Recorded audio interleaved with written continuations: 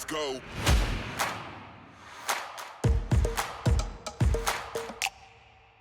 Welcome, everyone, to Zephyr's Adjusted for Risk podcast from the shores of Lake Tahoe. This is Ryan Nauman, the market strategist here at Zephyr.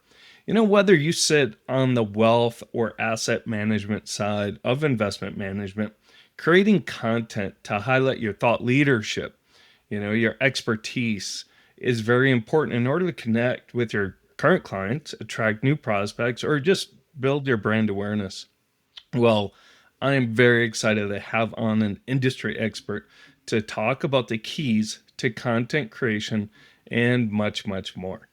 But before we get started, this episode is sponsored by the award-winning Zephyr, which helps investment professionals make more informed investment decisions. I'd like to give a warm welcome to Chris Sullivan. Chris is the president at Craft and Capital. Chris, thank you so much for coming on the show again. We did an episode earlier this year. It was fantastic. Great conversation. Glad I didn't scare you away after that first go around. We've worked together for some time now. So based on that, I know this is going to be a really fun conversation also. Can you please tell us a little bit more about yourself and Craft and Capital? Yeah, happy to. And first of all, thank you for having me back. I rarely get invited back places. I've been there once, so I really appreciate it. But yeah, so Craft and Capital, we are coming up on our 30th year in business. We were originally known as Macmillan Communications at the time, of rebranded as Craft and Capital at the start of 2023. But for the entirety of our existence, we've been focused solely on financial services clients. So we have long done quite a bit of work for clients in the wealth channel, asset management writ large, both in the 40X space and in the private funds world, and then with a number of other firms that are providing services to the financial services space. That could be lawyers, providers, research, data, sub-advisors. So it's all under the finance umbrella, but it's a really broad and diverse that we've put together over here. Fantastic, Chris. So it gives you a lot of different avenues to have, expertise, right? From that finance space I talk about is very broad, right? A lot of different spaces within finance or just within investment management, which makes it exciting learning opportunity, especially for me. And maybe that's why we get along so well, because I very rarely get invited back, whether it's a social gathering, a podcast, whatever it might be. But good to have you back. Looking forward to the conversation. Yes. So with content, content creation is very important today. Like I said, regardless of where you sit in the investment management space. But let's just start at the top. Might be a simple question for some, but why do you think content is so important for you and your clients? That's a great question and a great place to start, because I think for me, content is really what helps to define your brand. Who are you? What do you stand for? What makes you unique? And really, most importantly, what do you think? I always bristle a little bit at the term content. And for anybody who listened to our first conversation, yes, I'm going to go off on another rant about the terminology that we use in our industry. But for me, content, it denotes filler. It's just stuff. It's whatever is inside something else. I think what we're talking about here and what's most effective are those pieces that really get people's ideas and voice, authentic voice out there in the market. So if you don't have the chance to sit across the table from everybody that you want to talk to, they can still have the feeling like they've sat across the table from you, because they've encountered you in a very authentic way, whether that's through written communications, whether that's through a podcast, a video, a number of different forms that this could take. First thing I always talk about with people is we got to get out of the mindset of let's just produce some stuff.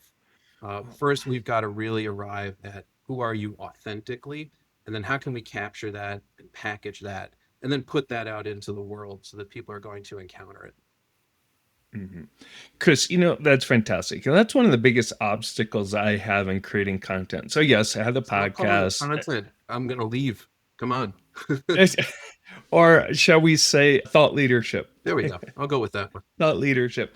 Whether it's through the podcast or written thought leadership like a blog, articles, my biggest issue, not issue, but obstacle I have is making it like personalize it, right? I might talk about these investment analytics, how to use them, but I read other content and they do such a good job, or thought leadership, about like make personalizing it, bring it, that personalized touch. How do you feel about that? And do you have any thoughts on, it's not just about the research, right? Or what you think. It's, add that personal touch to it to where it is authentic. Yeah.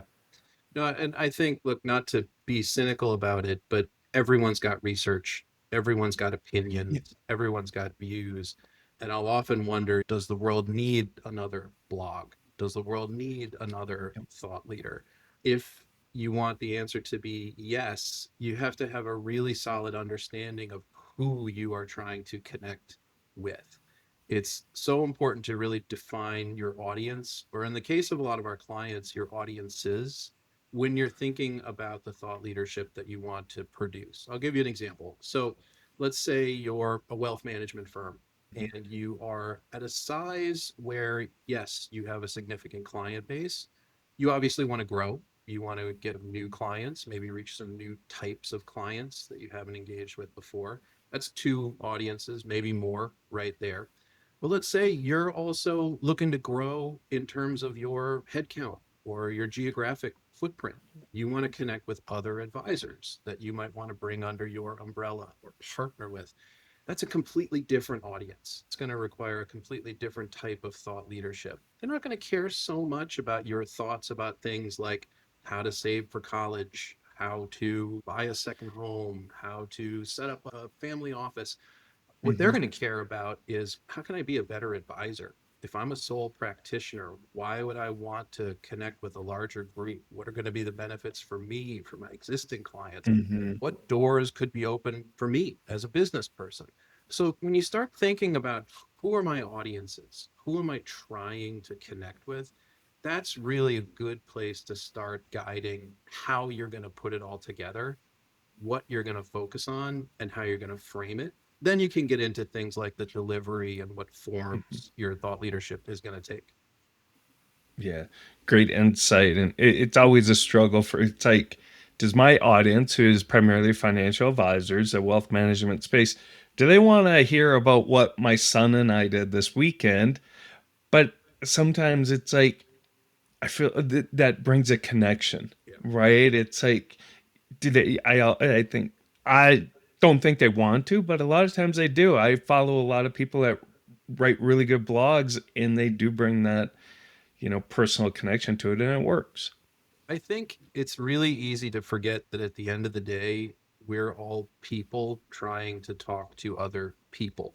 We have a lot of different tools at our disposal to do that now, and we have platforms that allow us to reach more people in a single swoop than we've ever been able to before. But really, at the end of the day, it's still people. It's different mechanisms, different platforms, different ways of engaging. But I absolutely think that human connection is important.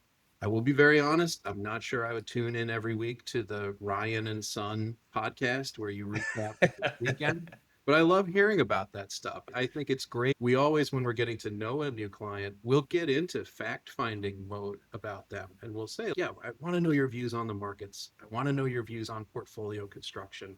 I want to know your views on advisor independence.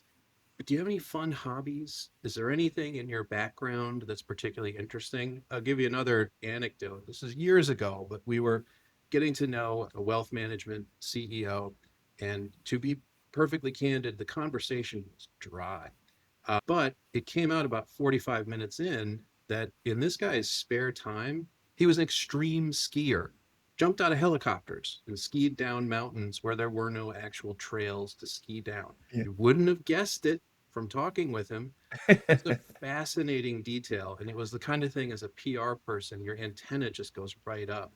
Because similar to talking about people and engaging with people, when I Yeah. have my PR hat on, I'm thinking about the people in the media realm, and they're being approached every day by untold Yeah. numbers of people with my job trying to connect them with other people to arrange interviews, you need something to stand out. You need something beyond your professional. And you could have a great CV, and that is often a perfect door opener. But if you need a little bit more, having that kind of personal, making it interesting, making it fun, that can play a big role and make a big difference. I completely agree. You mentioned, and speak of skiing, we ski out here in Lake Tahoe, but if Chris, if you want to, I'm not going to be jumping out of helicopters anytime soon. So we can't push that angle. And I'll tell you, I'm the worst skier on the planet. And what the term is yard sale, right? Yeah. Um, that's a walking yard sale. When I'm in my time in the lodge, I'm There you go. out to no Perfect. limits. Perfect. Those days are behind me. Yeah. Let's talk, there's the content term, right? Or thought leadership. But and you started at the very beginning. It talked about just stuff, right? It's you don't want it to be just producing content or thought leadership for the sake of creating content or thought leadership. You want to make it engaging. You want to make it interactive where the reader gets something from it or the viewer gets something from it. So what should content be? If that was a one sentence answer, it would be a pretty short interview. I would say what it really should be, again, I go back to the audience and thinking about what do they want? The best thought leadership is something that ends up getting shared. So, how is it to be applicable? How is it going to be informative, not just to that first person who might, but what's going to be in there that spurs them to say, I should put this on my LinkedIn. I should share this on X. I should email this around my firm. That's, I think, where it becomes really important to not just think about your own thought leadership, but to pay attention to maybe what some others are out there doing as well. Because if you're creating all of your thought leadership in a bubble, it can be really easy to sit there and think about how you've got the best ideas that anybody's ever heard. If you're not paying attention to the marketplace, you might be seventh in somebody's inbox with a blog post or a white paper or a podcast. Mm-hmm. um, and I think it's important to remember too that a lot of the thought leadership ground has really already been claimed. So how can you do something different? Yeah. Format something different? How can you come up with, maybe it's a conversation series that's different? I'll give you another example. This is a client we with for a long time, a firm called Burdens Capital Advisors. Mm-hmm. They have a phenomenal thought leadership group team that's putting it together. And one of the things that they've been working on is a podcast series where their CEO interviews other CEOs. It's about their lives, their stories, Yeah. lessons that they can pass along. And they're not finance focused at all. They've had people on. The most recent one was about like medical expert who helps when medical emergencies happen. His team is there to solve them, solve those problems. It's really fascinating stuff. And it also provides a window into those people. And again, you're encountering their CEO through a different lens. You're hearing him in a very genuine way, talking to somebody else who's in a leadership position. They'll often share advice back and forth on leadership with the different forms that it takes. That's something different. That's something unique. And the stories themselves are so compelling as to be shareable. What that also functions as is a gateway to everything else that this firm is producing. And that can be some of your more, let's say, macro market commentary. They have an outstanding CIO who is just all over the trends in the markets. But then they have great content when it comes to things like family dynamics, do being an RIA, when it comes to alternative investments. So some of those, call it gateway thought leadership items, Yeah. can really serve to steer people into everything else that you are producing. The key, though, is to start with something that's going to be differentiated and that is really true to who you are. Yeah. Yeah, I think that's a great point. And it was interesting. With this podcast, I started it, gosh, now 3 years ago, Chris, and the idea was we have the PSN separately managed account database has, 20,000 strategies in it. I thought, and a lot of them are emerging managers. Let's give these emerging managers a platform to bring exposure to their strategies. Mhm. That's where it started. It really has taken off now, to including conversations like this. And through all the 3 years, I've realized that viewership numbers are highest not on the investment discussions, but more on the practice management discussions like this one, or about technology, or about marketing. A lot of firms, have their investment specialists or strategists. They want other thoughts. So you learn as you go too. It's been a learning experience for me throughout these 3 years. What's interesting too, just to that point, a lot of firms, they'll outsource those functions. It's not really a top of mind concern for them. Yeah, just as an aside, we work with a number of emerging managers, and I will say any opportunity that they have to talk about their strategy and points of differentiation, it's the same thing on the asset management side of the finding those opportunities for differentiation. What is it about you that makes you, and why should anyone care? Finding opportunities to tell that story, that's really impactful. And whether it's the asset management side or wealth management side, it's competitive as ever. So you got to get out there, show who you are, Yeah. attract those like minded people, and so on. You mentioned a couple times whether, that thought leadership is in the form of a blog, podcast, media, whether it's broadcast or print media. Mm-hmm. How does a wealth manager or even asset manager figure out what vehicle is the best to, just get started, right? You talked Yeah. about, you start, you get people's attention, then you branch out. Where where do they start? It's a great question. And I think it's one that a lot of firms struggle with because there are so many options these days for where you can get started. But it's also saturated too, like the blog. Like you said, everyone's got a Yes. blog. So do you do that? No podcasts. Like, It's saturated. So I would say it's the old adage, like, what's the number one resource? It's time. How much time do you have to put into your thought leadership? And again, going back to that point around authenticity, what are you actually ready to do and commit to right now? If you've never done anything like that before, and you decide, okay, I have great ideas. I'm going to lean all in on thought leadership. I'm going to have a blog. I'm going to be posting on LinkedIn. I'm going to be on X. I'm going to start a podcast. I'm also going to have short form videos. I'm going to get my own radio show, local market. I'm going to get a YouTube channel. No, you're not, because you're going to burn out after 3 weeks of trying to do it all. I would say the where you start is your actual thoughts. What is your thought leadership? Again, what makes you unique? What are you uniquely positioned to educate people around? What do you have to bring to them that's going to help them solve some key pain points that they're experiencing, answer questions that they have, help them better answer questions they might be getting from clients?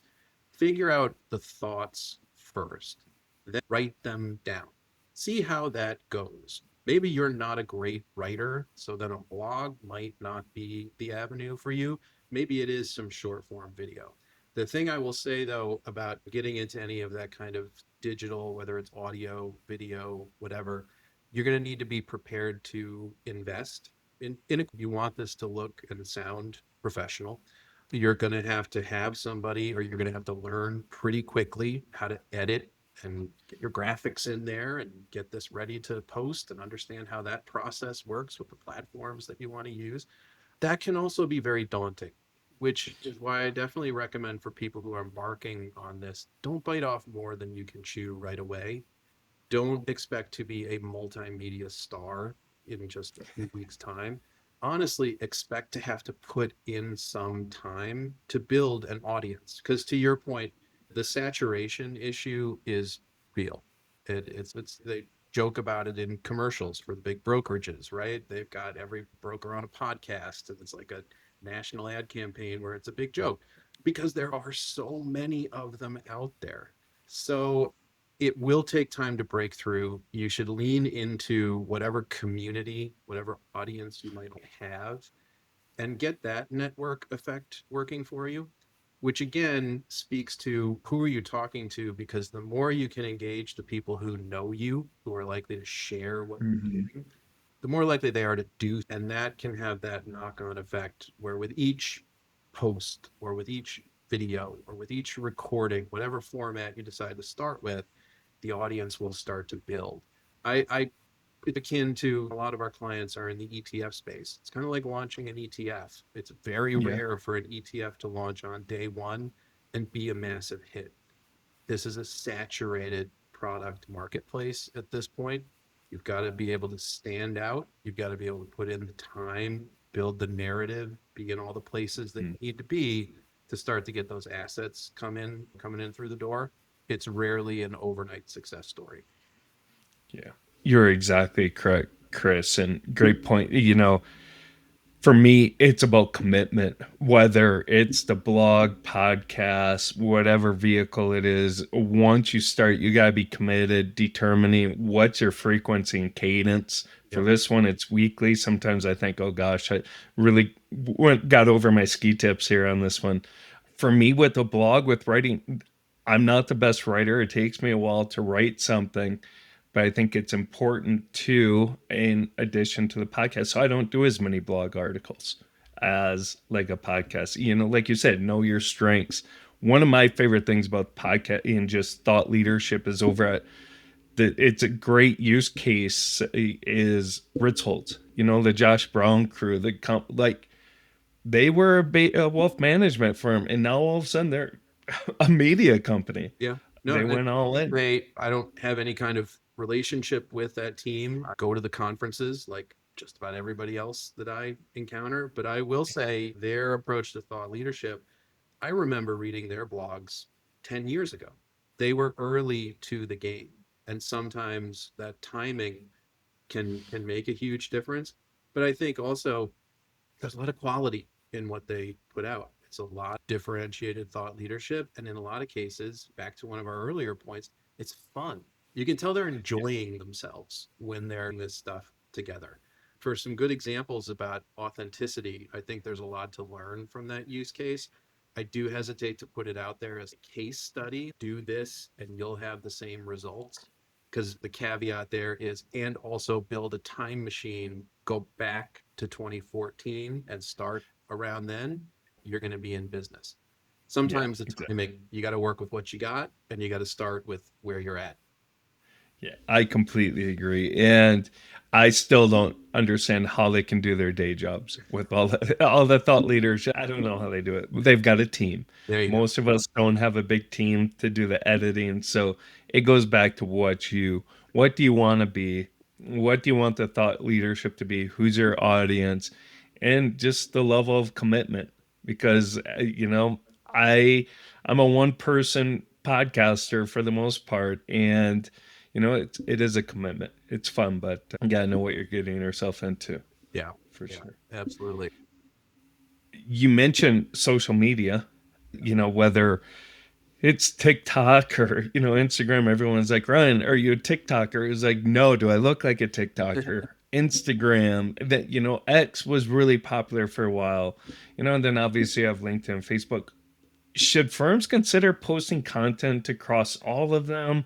Maybe pick their, and again, I think it probably goes back to your audience, but what role does social media play? Yeah, I think there's wildly different answers when we're talking about different social media platforms. I think at this point for wealth management, LinkedIn is table stakes. You should be LinkedIn. That's where this industry is. That's where a lot of your clients, potential clients are. That's where a lot of your potential partners might be. X, I we were far more bullish on X 3 years ago. That's a whole story that we could do a whole other podcast on at some point, but I'll leave it at that. But when I think about some of the newer platforms like TikTok, like Instagram, it's easy to sit back and joke and be like, what are advisors going to be doing? The dance to the newest Doja Cat song? Like, does not want that. I don't know how many clients land from that. But I think if you can get past sort of the initial joking stage, be on people's radars. And I think the biggest reason they should be on people's radars goes back to one of the biggest stories everybody's been talking about for the last 5 to 10 years, and that's the great wealth transfer. Younger people are coming.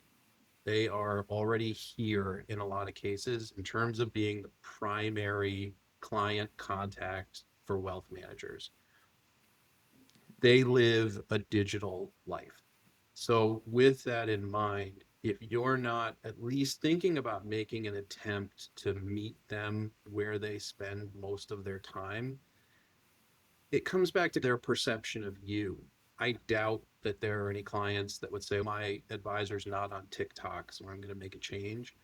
But if you can at least competently talk about those platforms, and I think, current environment, if you can push back on some of the horrible advice that's often handed out to younger investors on these Yeah. platforms, that's not a bad position to be in. So you don't have to be a Luddite. You don't have to bury your head in the sand. You don't have to say, nope, I don't bother with any of that kind of stuff. But if you can at least get yourself in a position to be able to talk about it, explain, hey, you may have been hearing about this trend on TikTok, and here's why it's a complete scam, and you're going to end up in jail. Things like that. I'm being a little facetious, but I think that's why you should have some of these things on your radar. And I do think there are some creative approaches that firms are trying and will continue to roll out on these newer platforms. I feel the same way when people ask me about something like a Reddit. I'm not going to sit here and say an advisor should be on Reddit all day. I think most compliance people's heads would explode if that's what was going on. However, to figure out what's the conversation about, what are people asking questions about, investment approaches seem to be gaining momentum. Where might there be an opportunity for you to raise a question with one of your clients or help to head off maybe questions that you're getting from clients because they were on Reddit and they heard out all about these 3x levered ETFs, and why don't you have them in those?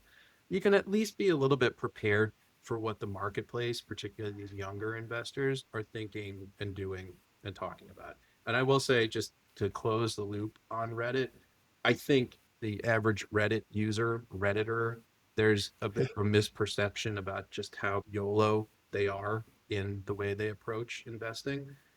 In our research and in our conversations with people actually at Reddit, most of the conversations that are going on around finance and investing are super boring, in SPY or VOO. Converse, like just the driest, most basic Okay. portfolio building block stuff. But I think that's actually sending a great signal to people who work in wealth that you shouldn't be Yeah. ignoring this world for paying attention to the conversation, because there is a lot that people are asking about that you are perfectly positioned to help provide those answers when you're sitting across the table from somebody who's they're off a screen, they're talking to a person. This is your chance to be engaged and know what their cohort is thinking about. Yeah.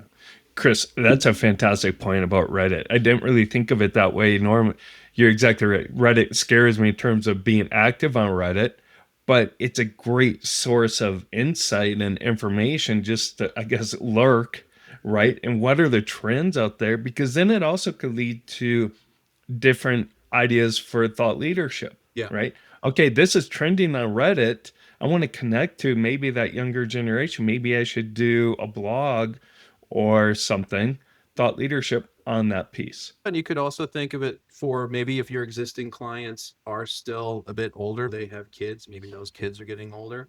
Write something, record something on, hey, we did a quick audit of social media platforms, and this is some of the worst advice that we saw. Your kid encountering this right now. Here's how to head off some big financial mistakes. Things like that. And that shows at least some level of digital savvy. You're aware of, you understand what's going on them. And then you're speaking to the older client who's probably just as terrified of Reddit as we are. And don't get me wrong, it's a terrifying place, but you're introducing them to that world. You're providing a resource for them to talk to their kids. Maybe you're finding a way to connect with their kids. We're just spitballing here, but this actually, what we're doing right now, this is a great way to approach the thought leadership conversation with your colleagues, talk with your team, with people, throw ideas around. They are not all going to be winners. I feel like I should put that on a t-shirt around here. I'm sick of hearing me say that. But it's the same with the pitches that we send out for our clients. They are not all going to be winners. But the more you talk about things, debate them, share ideas, the more winners you're going to be able to uncover. Yeah, exactly. And one thing about social media, whether it's posting on LinkedIn, Facebook, I feel as if it can be a little bit more informal to post, right? A blog, you might need to be a little bit more formal, hit 800 words or whatever it is. LinkedIn, you can do a short little post a week that maybe doesn't take as much time and get yourself out there and bring some awareness to your thought leadership. Yeah. I mean, that's really, there aren't any hard and fast rules to this when you get down to it. And honestly, with how much thought leadership is out there, with how much saturation, maybe not following the rules is the way to go, because that could help you stand out a little bit. Attention spans being what they are, 800 words is probably rough for a lot of people to get through. So that shorter form post might be more effective. We have clients that have really abandoned blogging on their own sites for that very reason, because with LinkedIn, they can do 200 words, 300 words. Maybe they link to something that they published previously. Maybe they link to a press hit where they're expanding on a point that they made. But that is often a very effective way to get out there. Much as I may not be a fan of it, we are in a too long didn't read environment right now. So we do have to account for that when we're thinking about what we're putting out there. Fantastic. We've I think you've already covered most of this in this conversation already. But what are some best practices some people who are looking to create thought leadership or maybe already do that will help get people to actually engage with it? Any thoughts? I know you and I have talked about this a little bit offline, but here is where it's probably a good chance to talk about AI and its role in all of this, because I'm somebody who maybe puts up the yellow caution light around AI and the role that it can play in thought leadership and content creation. Not that I am against it. I think AI is an incredibly powerful tool, and the things that we're able to do with AI right now are, Mm-hmm. you think about where we are versus even a couple of years ago, it's mind blowing. Where I caution people who might be looking at an initiative like this saying, I'm going to use AI. AI is going to do this for me. It will, and it will fail, because there will be no authenticity to it. You are going to sound just like everybody else. And more people, and this kind of gets to some of the images that people might put on their content. More and more people just completely tune out what's the term now is AI slop as soon as they see it. We all know what it looks like. It's almost impossible to describe, but we know it when we see it. That's a huge turnoff to a lot of people. It's, without naming names, I've seen a number of posts the last few weeks where the comments have been, I read this, it was great. I almost didn't read it because of the terrible AI generated image that you put on top. That's a little mini trend there developing. But when we think about leveraging AI and all of this, I like it for prompts. I like it for framing. I really like it for research and figuring out who else might be out there saying what, where are they saying it, how are they saying it. What I do not like it for is writing.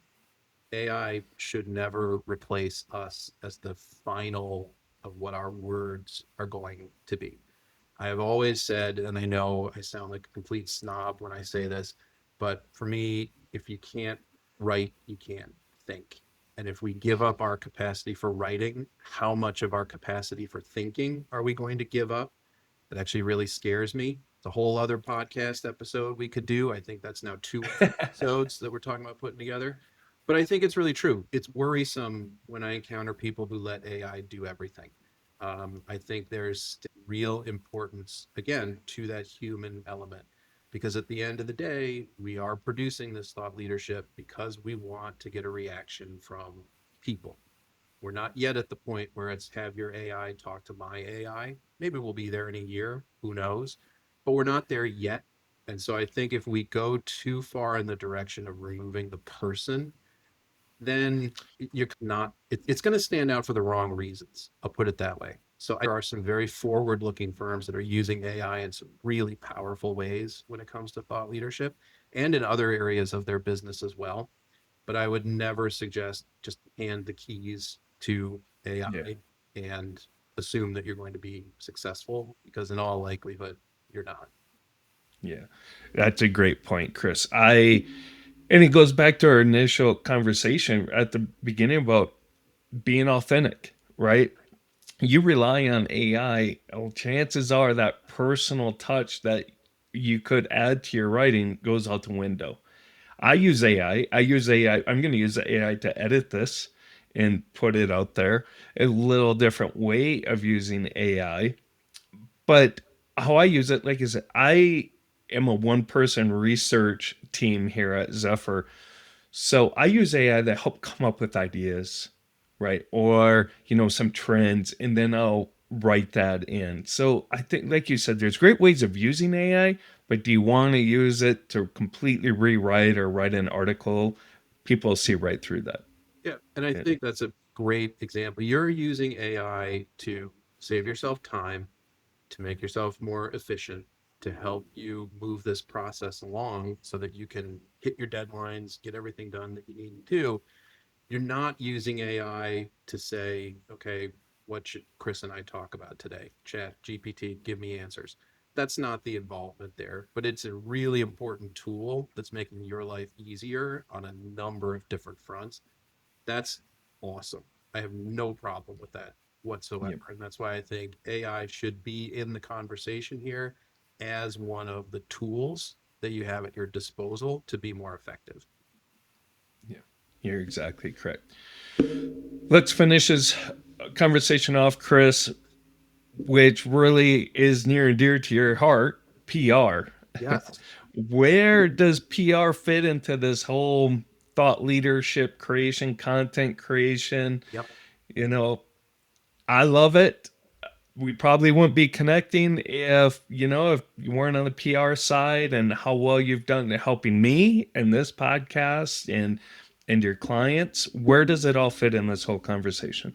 It all ties together. It used to be years ago, you would have marketing was here, PR was here, content was here, and everybody was on their own little island doing their own little thing. And maybe every 6 months they'd get together and complain about each other.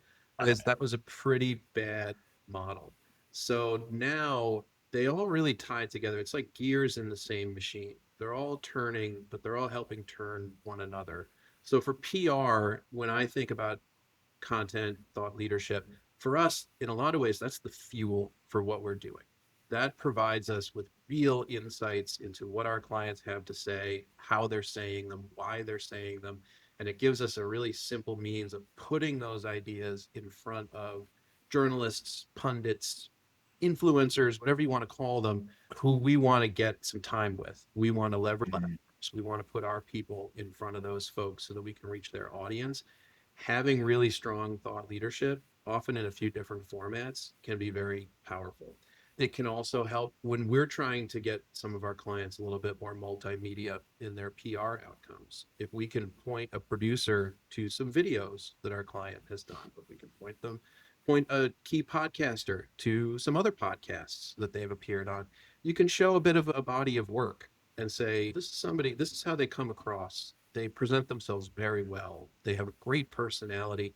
I can say those things all and truly mean them, but it's a lot easier if I can show someone some of the outcomes that the thought leadership apparatus has put together. And then those two things, PR, content, they should absolutely be feeding into the marketing engine, which is also powering sales or recruitment or whatever you want to call that final finish line where you want all of this to Mhm. cross. It should all be tying together and tying back to that brand. What is this firm known for? What is this brand? Why is this brand unique? What do we want people to know about us? And what do we want, just going way back to the start of this conversation, those specific audiences, those people, those groups that we've identified? Are we engaging with them through marketing? Are we engaging with them through our thought leadership? And our PR outcomes also engaging with them? In a lot of ways, making it impossible for them to miss us so that they shout because they want to know more. Or when we reach out to them, so much of the work has already been done. They've encountered us, they know our personality, they know our story. that whatever outcome we're looking for from that relationship, it's going to have already moved several paces down the board, and you're not going to be starting from zero. Yeah. Great stuff, Chris. And just a disclaimer out there, Zephyr is not a client of Craft and Capital, but I have leveraged you and your team many times on, just like you said, you bring it all together, not just on like content, but other ideas for the podcast, for thought leadership, attending conferences. So I can't thank you guys enough. I And thought I was getting a new client just now. I yeah, well, we'll see. here, but We'll see. great Last, the guy's heart. well, it's not a hard no, shall we say? Lastly, I mentioned that was going to be the last topic. You mentioned brands real quick. We talked about the company brand. How about personal brand? How does a personal brand fit into the overall firm brand? You know, years ago, it's like you don't want your personal brand to be stronger than your company brand. Is that a misnomer now? Is that a misconception? How can the two work together? Would say that the short answer is it depends, because sometimes a personal brand can be so overwhelming that it can overshadow perhaps what a corporate brand or sub brand might accomplish. But no, I think that is definitely a switch that flipped several years ago, because we used to encounter that too, where, no, the end goal is the corporate brand. That's what we're all about. But no, it's changed. And I think there are some real success stories out there of people who've managed to leverage their personal brand and turn themselves into quasi celebrities with what they have to accomplish. Where it's really successful, though, is when the personal brand and the corporate brand are just so closely tied that you really can't pull them apart. When you encounter one, you're encountering the other. That's something we work on with a lot of our clients, because we do have some clients, not to pat ourselves on the back over here, but we have some bold faced names that we work with. And so for us, outcomes that we're able to generate for those people, we are always looking at it through the lens of how is this helping the overall brand? Those are the guys that write the checks. So we Yeah. have to make sure that we are accomplishing things that are going to meet those business goals. I think personal brand, particularly in the wealth space, over the last 5 to 10 years, like, you can see some people that have just built tremendous brands Yeah. themselves, but they've also done so in a lot of cases tied to a larger firm level brand. And it's really been beneficial for both sides of that equation. So it's definitely not something to ignore. And I think elevating people is really important, because again, we've been talking about this through this whole conversation, the importance of people. And I just add one point, this too. I think that's where the idea of having a bit of a bench comes into play when we're talking about a broader brand. It's helpful to not just have one person from your firm out there telling your story. Obviously, if you're a one person shop, okay, that is what it is.